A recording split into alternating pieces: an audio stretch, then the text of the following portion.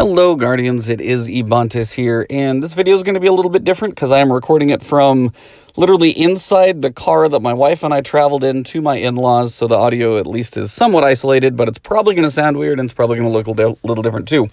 But Zur is in the tower. Today is December 24th, so happy holidays, Merry Christmas to all of you guys who are going to celebrate that one tomorrow. Hopefully you guys just have a good holiday break if you're getting one of those. But Zur is in the tower, so you got to go over what he's got. As you guys have seen on screen, the Prospector is the first one. And decent grenade launcher if you don't have it. It's just kind of fun to toy around with. It's usually not like meta or anything of that nature, but at some point you never know if it's going to change, so if you don't have it, you probably should buy it. Basically, fire grenades rapid fire, kind of auto, and then you can release to detonate all grenades simultaneously. They also stick to surfaces, set things on fire. Just a fun one to use every so often, but it's not one that I've seen high in the meta, which usually means every so often it could be due for a buff. So if you don't have it, you probably should buy it. Second one we've got is going to be Lucky Raspberry, and this is going to be for the hunters. You've got a pretty solid stat distribution of 64. It's pretty even. Little spike in mobility, good for hunters. Little spike in discipline, which is good for this one. You've got increased chaining capabilities of arc bolt grenades and has a chance to recharge it every time it deals damage. A full chain will always recharge. So it's a cool one for hunters if you guys enjoy your arc bolt grenades. It's also got a 64 stat roll, so definitely far better than collection. Pretty well distributed. Not a bad one for hunters. Check yours. This one might be better. For the Titans, we have the One-Eyed Mask. 60 stat rolls, not the highest, but if you've only got one from collections, maybe you don't have a good one, always good to have one on backup here. Highlights targets who dare to damage you, track down and destroy them for an overshield. So this is a good one for staying alive.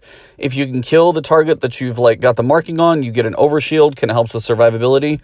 A lot of people, this used to be really good in PvP, but now actually in PvE, it can have some benefits too, just for keeping you alive if you kill that target. So if you don't have one, 60 is not a bad place to start. Again, pretty even distribution. Not the highest roll in the world, but if you don't have one, good to have one. For the Warlocks, we've got the Stag. This is just a good one to have because of what it does for survivability. Your Rift provides damage reduction to allied guardians standing in your Rift. Basically, you can survive much more coming at you and soak in your allies if they're standing in your healing Rift. Grants Rift energy when you are critically wounded, so if you're in that pinch, you get damaged, you might get your Rift back much sooner.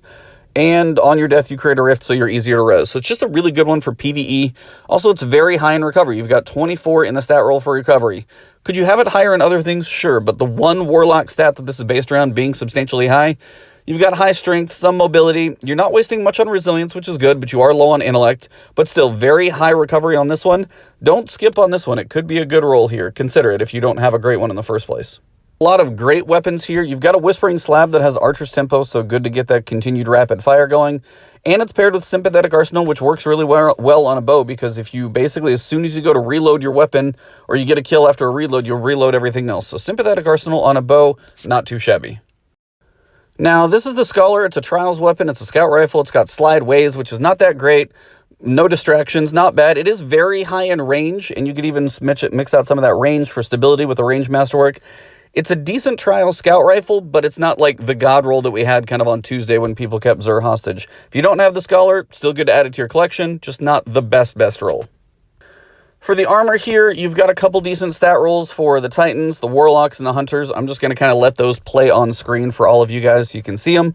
Biggest thing to know is if it's got a decent distribution that you're looking for, whether it's high in strength or resilience or whatever your class is, just look through these that I've got on here. These are the ones that are over 60 for both Titan, Hunter, and then Warlock. I think it's probably actually Titan, Warlock, and Hunter is probably how I have them in here. But if any of these look good to you, I'm just going to kind of flash them on screen real quick, and that is mostly it. If you guys enjoyed the video, appreciate it. As I said, this one is going to be just kind of really wonky because it's coming from, my in-laws' house.